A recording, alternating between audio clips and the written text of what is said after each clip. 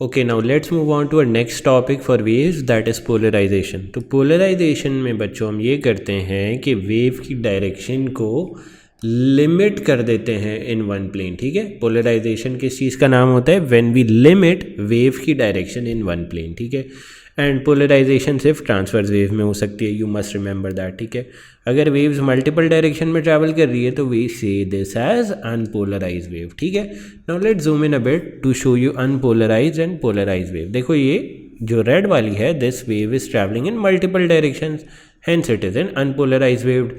ये जो right hand side पे ब्लैक से बनी हुई है, this wave is either travelling in the vertical direction, ये वाली वर्टिकल में और ये वाली हॉरिजॉन्टल में सिर्फ, तो this is polarise plane.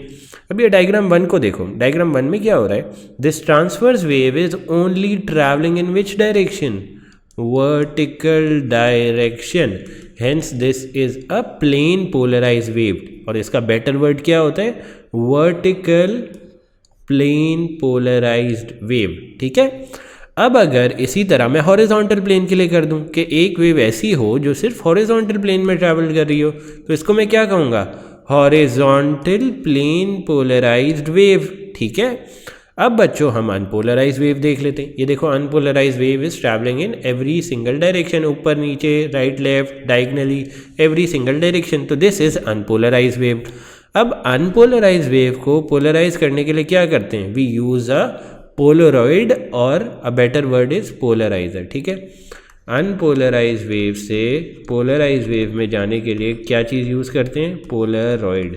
Polaroid is use to go from unpolarise to polarise wave. ठीक है, अब पोलरॉइड का फंक्शन क्या होता है? Polaroid is basically a glass या प्लास्टिक का बना हुआ material that has opening in one plane only. That is, इसमें कौन सी प्लेन में ओपनिंग है? सिर्फ इसकी वर्टिकल प्लेन में। ठीक है, पोलराइड क्या होता है बच्चों? पोलराइड इज अ प्लास्टिक या ग्लास की शीट जिसमें जो ये स्लिट होती है या ओपनिंग कह लो, that has only, that allows waves only in one direction. Polaroid क्या होता है? वापस पढ़ लेते हैं। Polaroid is basically an instrument that is made of glass और प्लास्टिक शीट, और उसकी ये जो स्लिट होती है और the opening has space for waves in only one plane. ठीक है, अब इसमें हमारे पास जो पोलराइड है that only allows waves in the vertical direction to pass through it.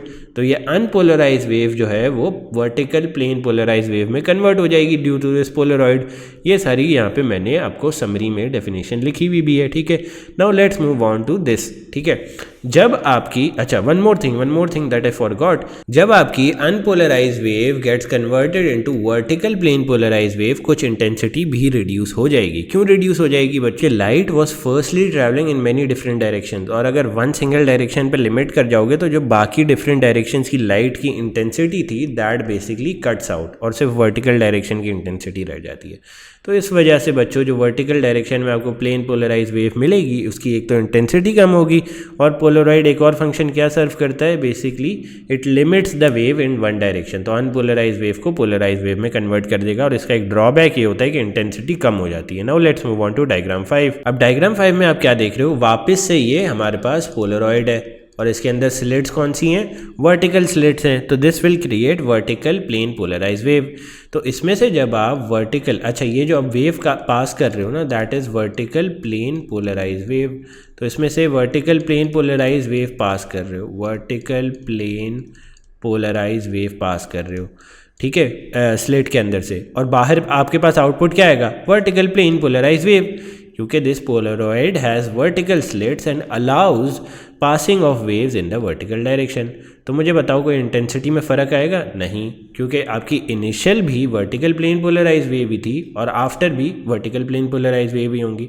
तो there will be no effect on the intensity. ठीक है, क्योंकि इनिशियल आपकी सिर्फ वर्टिकल प्लेन में ही थी, आफ्टर भी वर्टिकल प्लेन में ही थी।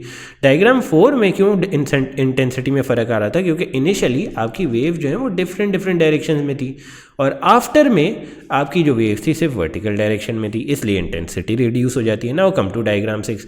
डायग्राम 6 में क्या है बच्चों? डायग्राम 6 में we have a horizontal, this is a horizontal polarise, plane polarise wave. ठीक है, ये पूरा नाम याद रखो, plane polarise wave, and it is passing through a vertical polaroid या वर्टिकल स्लिट वाला पोलरॉइड। तो बाहर आफ्टर में क्या होगी, there would be no wave left, ठीक है, या नो इंटेंसिटी या ज़ीरो इंटेंसिटी। क्योंकि आप अगर वर्टिकल स्लिट के थ्रू हॉरिजॉन्टल वेव पास कर रहे हो तो obviously there will be nothing in the output, या जो आफ्टर पोलराइड वेव होगी there it will have no intensity या ज़ीरो इंटेंसिटी, ठीक है। Now let's move on to an experiment to demonstrate plane polarisation या पोलराइजेशन का process, ठीक है। This is an experiment to demonstrate polarisation का process, so let's study this. In this experiment what we will do is we will first of all take two boards, board A and board B, then we will pass a rope through it, this rope blue वाली, ठीक है। let me zoom in a bit, ठीक है। we will take two boards A and B and then we will pass a rope through it, this blue one, and we will fix it on this point, let's say C, okay। and then what we will do, we will move our hand in all directions, upward, sideways, every direction। So what we will get, क्या मिलेगा हमें, हमें एक unpolarise wave मिलेगी इन all directions. कब मिलेगी, जब हम अपना हाथ एवरी डायरेक्शन में मूव करेंगे, ठीक है। देखो यहाँ पे लिखा हुआ क्या है, हैंड वाइब्रेट्स इन ऑल डायरेक्शन, तो ये किस डायरेक्शन में वेव्स बनाएगी, इन ऑल डायरेक्शन। लेकिन जब आप बोर्ड ए को देखोगे बच्चे, तो board A has a vertical slit, तो it will only allow vertical waves from these all different direction वाली waves to pass through it, ठीक है। तो जब ये वर्टिकल वेव्स को भी पास थ्रू होने देगा तो हियर अगर आप देखो तो we will have only vertical वाली वेव्स पासिंग थ्रू इट, ठीक है। एंड वन मोर थिंग, जब आप बी पे इसको हॉरिजॉन्टली टिल्ट कर दोगे, अब यहाँ पे बी पे कौन सा स्लिट है, हॉरिजॉन्टल स्लिट है, तो क्या vertical plane polarise wave pass करेंगी इससे, नहीं। So you will have no vibration at the end. और एक्सपेरिमेंट ए में क्या हो रहा है, एक्सपेरिमेंट ए में हमने बी को जो है सिर्फ वर्टिकली रखा है, तो यहाँ से भी वर्टिकल वाली स्लिट से vertical plane polarise wave pass कर जाएंगी और सी के पास आपके पास ऊपर नीचे वाली वाइब्रेशन होंगी और वर्टिकल वाइब्रेशन होंगी, ठीक है। हमने बेसिकली किया क्या है, हमने फर्स्ट ऑफ ऑल एक बोर्ड लिया है, let me erase all this and explain to you again, ताकि आप लोगों को कोई कन्फ्यूजन ना हो। Let me explain to you again. हमने दो बोर्ड लिए ए एंड बी, ठीक है। This is board A, this is board B. उसके बीच में पहले एक रोप लगाई है, ठीक है, दिस ब्लू वाली, एंड इसको एक फिक्स पॉइंट एफ से फिक्स कर दिया है। उसके बाद क्या किया है, हैंड को वाइब्रेट किया in all directions, that produces unpolarise waves in all directions. अब ये जो बॉक्स ए है, या कह सकते हो पोलरॉइड ए है, it has slits in the vertical direction, ठीक है। This will allow only waves in the vertical direction to pass through it, जो कि आप यहाँ पे देख सकते हो। फिर बी में भी यही होता है कि ओनली वर्टिकल स्लिट है तो वर्टिकल डायरेक्शन की waves will pass through it. अच्छा, अब हमने सेकंड एक्सपेरिमेंट में क्या किया, या you can say experiment B में क्या किया, हमने बी को 90 डिग्री शिफ्ट कर दिया, तो बी की स्लिट्स क्या बन गई, हॉरिजॉन्टल।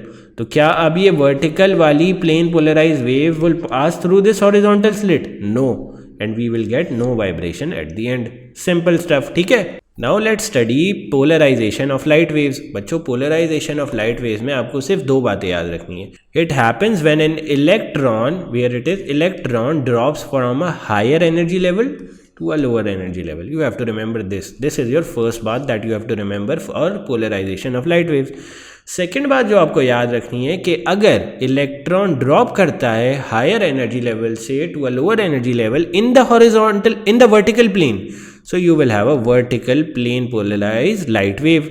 अगर इलेक्ट्रॉन जो हायर एनर्जी से लोअर एनर्जी में ड्रॉप करता है but it is in a horizontal orbit, तो it will produce horizontal plane polarise light, simple. और एक और बात ये याद रखोगे, जो सन कैंडल की फ्लेम से लाइट्स आती हैं, this is unpolarised and it moves in all direction, simple. Now let's move on to unpolarise. ये देखो यहाँ पे दिख रही है तुम्हें एक डायग्राम में, ठीक है। अच्छा, why polarisation only occurs in transverse wave, this is an FAQ of examiner, ठीक है। एग्जामिनर यूजुअली आस्क दिस, तो इसका आंसर आप किस तरह स्ट्रक्चर करोगे, you will structure the answer like this कि यार vibrations in transverse plane occur in all directions perpendicular to the direction of travel, ठीक है। ट्रांसवर्स वेव में जो वाइब्रेशंस होती हैं they occur in many different directions, but in longitudinal waves vibration only occurs in the single line, इसलिए उनको separate करना मुश्किल हो जाता है, ठीक है। अब मॉल्स लॉ पढ़ लेते हैं। This is also an important law. It says that the intensity of transmitted light depends on the angle theta. ये थीटा एंगल किसके बीच में होता है, transmission axis, that is this one, let me make this with blue, between the transmission axis and what, and the polarized light wave का plane, ठीक है। अच्छा, क्या कह रहा है मॉल्स लॉ बेसिकली ये कह रहा है कि इंटेंसिटी ऑफ ट्रांसमिटेड लाइट, ये बहुत इंपॉर्टेंट है, intensity of transmitted light depends on the angle theta between what, the polarised light, ठीक है, पोलराइज्ड लाइट का plane and what is the blue line, transmission axis के बीच में जो एंगल होता है that basically decides our intensity of transmitted light, ठीक है। अब इसका ही फॉर्मूला देख लेते हैं भाई। इसका फॉर्मूला क्या होता है? फर्स्ट ऑफ ऑल इंटेंसिटी का फॉर्मूला याद करो क्या होता है। इंटेंसिटी का फॉर्मूला होता था I इज इक्वल्स टू के ए स्क्वायर, ठीक है। ए क्या था इसमें? एम्पलीट्यूड। के क्या था? डायरेक्ट प्रोपोर्शनैलिटी का constant. And I not is your intensity of incident raise, you can से, ठीक है। अच्छा, इसमें ये बात याद रखो कि आई नॉट जब भी मैं यूज़ कर रहा हूँ it is for incident intensity, A not जब भी यूज़ कर रहा हूँ it is for incident amplitude, और ट्रांसमिटेड इंटेंसिटी जो कि हमें मॉल्स लॉ बताता है दैट इज़ रिप्रेजेंटेड बाय आई। तो आप यहाँ पे इसको आई लेबल कर सकते हो, not I not. I not is basically incident intensity, ठीक है। और ट्रांसमिटेड एम्पलीट्यूड क्या होगा? That depends on the angle theta A naught cos theta, ठीक है। आई और ए not cos theta are directly proportional, okay।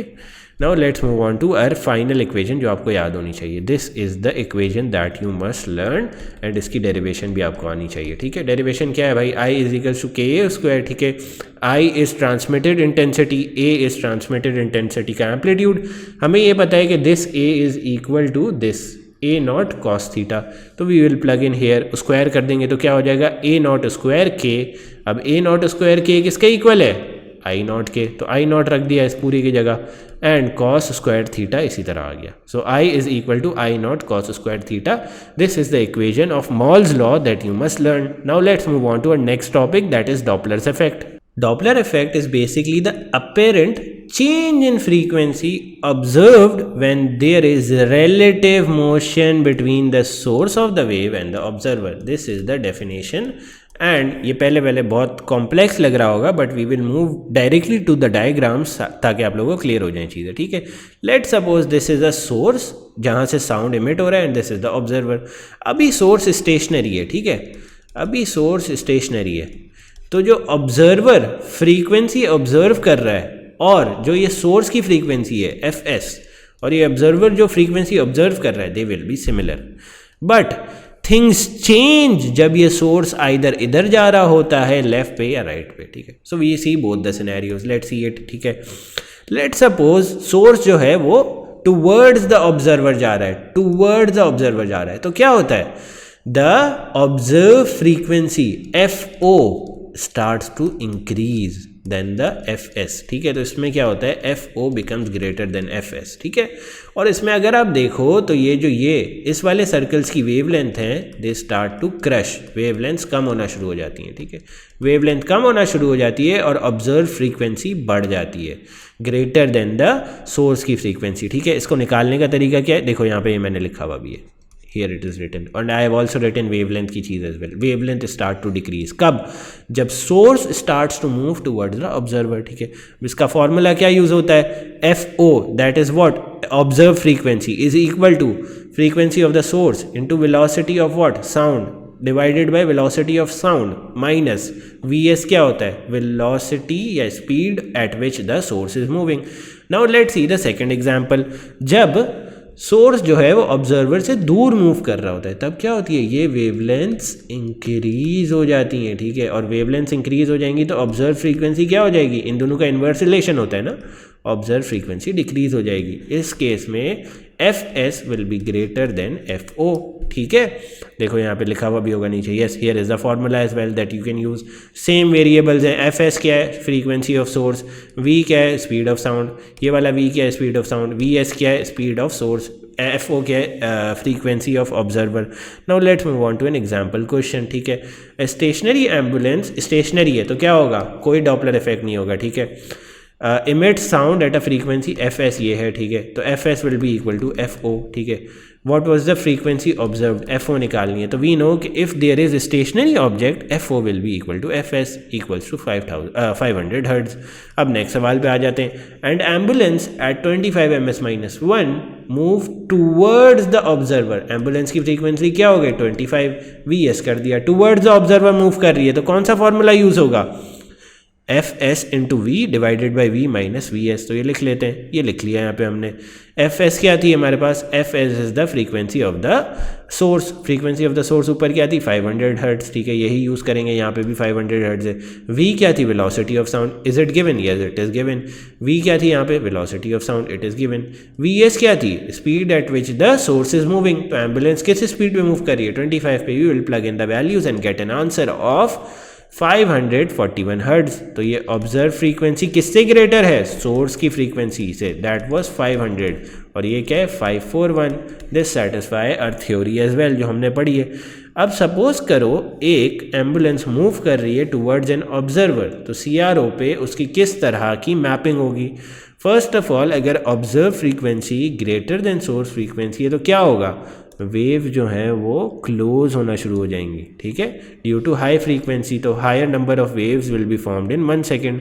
Second क्या चीज़ होगी, the intensity will decrease, intensity will increase, why will the intensity increase, क्योंकि distance travelled कम होगा, ठीक है, फॉर द सोर्स।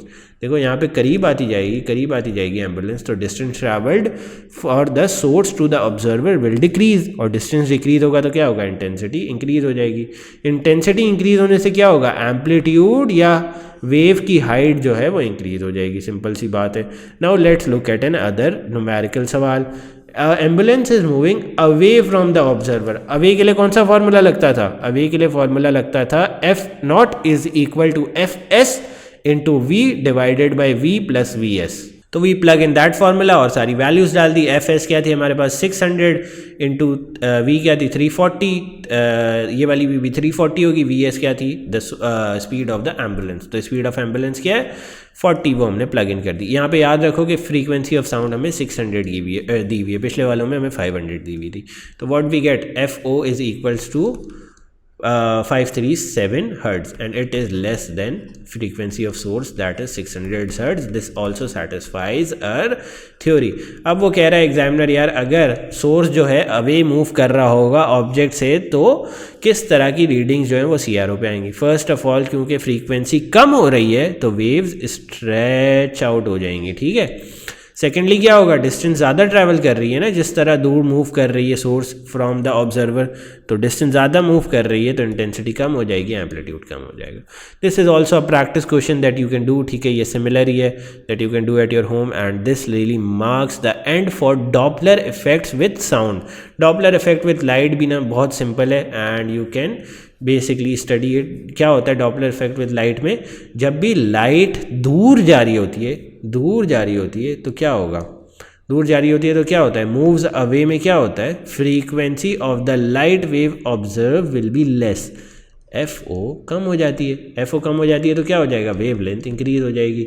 और अगर आपने विब गियोर पढ़ा है, विब गियोर पिछली क्लासों में मैंने आपको पढ़ाया था, यू नो दैट सबसे ज़्यादा वेव लेंथ किसकी होती है, रेड लाइट की। तो अगर वेवलेंथ बढ़ेगी तो light will start to appear red और this is called red shift, ठीक है। रिवर्स भी पॉसिबल है। रिवर्स क्या पॉसिबल है यार, अगर स्टार आपकी तरफ आ रहा है, आपकी तरफ मूव कर रहा है तो FO क्या कर जाएगी, FO will be greater, FO increase कर जाएगी तो वेवलेंथ क्या होगी, डिक्रीज, ठीक है। और वेवलेंथ डिक्रीज होगी तो लाइट किस तरह की अपीयर होना शुरू हो जाएगी, ब्लू, क्योंकि ब्लू की फ्रीक्वेंसी ब्लू की वेवलेंथ इज ऑब्वियसली लेसर और यहाँ पे क्या हो रहा है, वेवलेंथ डिक्रीज हो रही है। So this marks the end of Doppler effect as well, ठीक है। For waves you can go home study with the notes और प्रैक्टिस क्वेश्चन एक जो मैंने दिया है होमवर्क में, यू कैन ट्राई इट। अगर नहीं होता तो you can comment below and secondly you can download the notes from the description below and in the next class we will be covering stationary waves.